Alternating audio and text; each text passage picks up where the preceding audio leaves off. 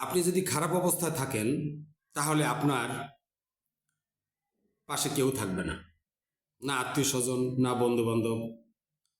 তবে বাবা মা থাকে। বাবা মার ব্যাপারটা এক্সেপশনাল, আমি সেটার কথা কিন্তু বলতে চাই না, তারপরেও এসে যায়।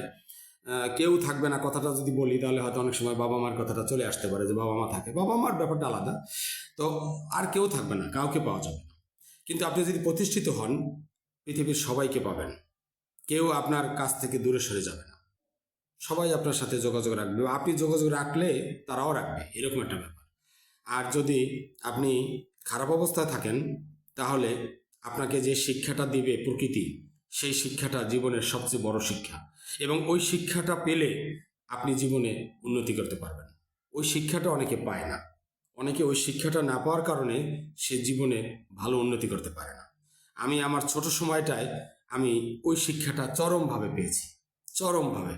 যার জন্য আমি অবশ্য এগুলো মনে রাখি নাই, আমি সময়গুলো মনে রেখেছি, কষ্টগুলো মনে রেখেছি, হয়তো সেটা ভুলে যাইনি। কিন্তু আমি যাদের মাধ্যমে, যাদের কাছ থেকে আমি মানে আঘাতপ্রাপ্ত হয়েছি বা আমার পরিবার আঘাতপ্রাপ্ত হয়েছে, আমি তাদেরকে ক্ষমা করে দিয়েছি। কোনো ব্যাপার না, জীবনে এটা হয়, আমি এটাই মনে করি।